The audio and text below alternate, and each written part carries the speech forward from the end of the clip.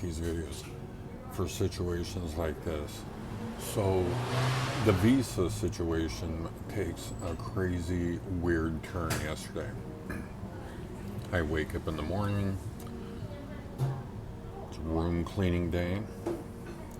I have not gotten a lot of room service there. They went down to once a week, which is pretty unusual for Asia. Not looking to take an extra shot, but I'm telling you the story as I experience it. So I always have to remind her that it's room service day. And it also being a Friday, and that in the back of my mind, and I said, any update on the passport? I mean, was 12 days at that point? I mean, frankly, yes, at that point I'm worried. She said there'd been some holidays, but had not given any, timeline. So, any word on the passport? It's been 12 days. Yes, I'm getting nervous. And without having the text messages, because she deletes them, that's right, deletes the telegram to cover her lies. I mean, the place I'm at, where I'm at, was, doubled as an Airbnb, as many of them do. But an Airbnb guest came in and started complaining. I mean, I went and looked on Airbnb. This is a highly reviewed place. If you watch my videos, I've complained the internet is not great. Can barely put a phone call on sometimes. But, typical of Asia, it goes up, it goes down. So there I was observing this because the guy lives next door, and we kind of we're shooting the shit a little bit. Happened to be from Big Bear, California. Had a pregnant Thai girlfriend and was trying to work online. So, like me, I try to make a living online. I have to have decent internet. That is one of the things that I look for.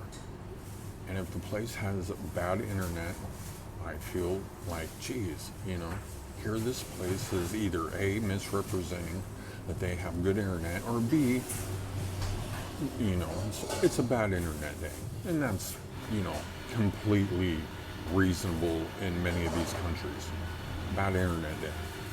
So the guy's complaining, and of course, again, complaining that the water pressure is bad. And the water pressure is bad. Actually, again, I might not even have been able to get maybe one warmish shower the whole time I was there. And again, not a complaint of mine. Internet, much more important. But the guy was, paying a premium dollar because, again, I looked online and, they're charging $20 a night. I don't know the exact breakdown, but I believe I was paying about 13 or 12 a night. So somewhere right in there. And here this guy is, a foreigner, and complains to the host. The host, I'm observing this, the host is lying.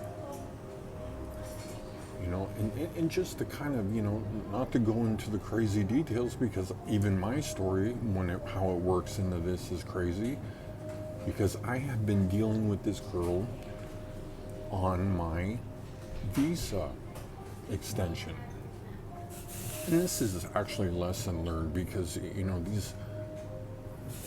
these people that help you with visa extensions, often referred to in most of the Asian countries, is fixers.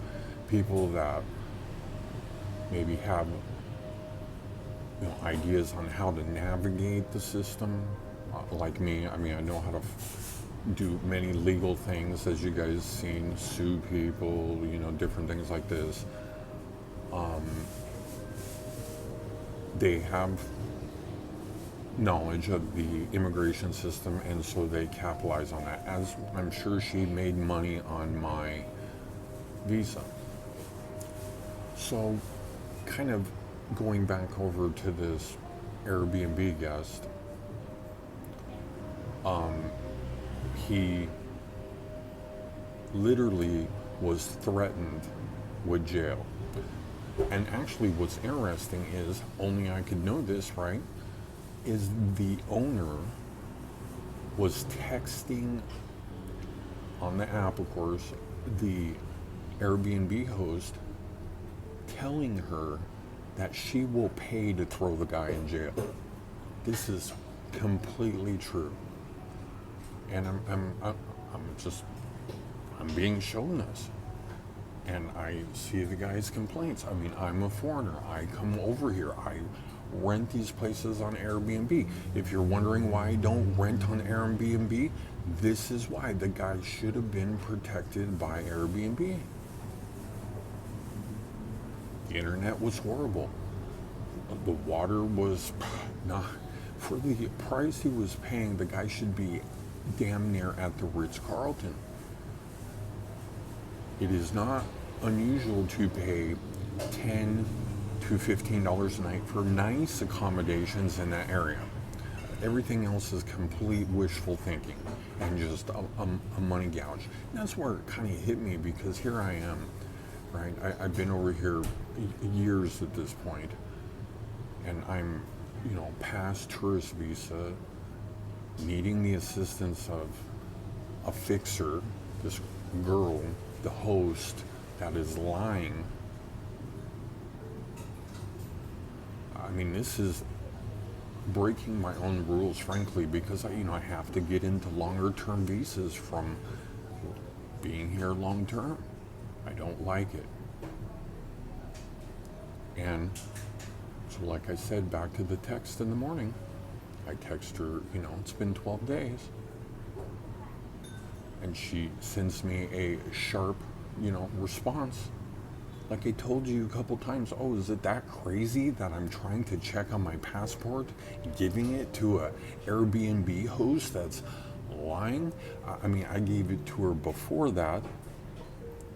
I mean, she's been reliable. I'm not looking to, I've filed a visa extension with her before. It was late, notably. No, that's not her fault. This is Asia, perfectly within normal. And I was just kind of checking because, of course, it was the weekend, and the next time that the visa could be available, if they didn't get it done, would be Monday at 2 weeks at that point. Almost double the time frame that she gave. So, just from probing a little bit, and from the sharp responses that I got, it was like, look, I'm going to check out, frankly, because why are you talking to me like this? And so, guess what? The passport shows up. I don't know the time frame. Again, I'm not looking to, make anybody look extra bad, but it was let's just say quickly after the exchange started, maybe within an hour. Let's just say that. Could be more, could be less. I feel like she was holding it. I really do. I feel like she was holding it. And based on the lies and the experience afterwards and the threatening, I've never been threatened more than in Asia. No shit. These weird threats. Threatening me, yeah. Very unsettling. Why do I do these stories? Because this is likely, the more time that you stay here, something you might deal with. Thanks again for watching. I'll catch you on the next video.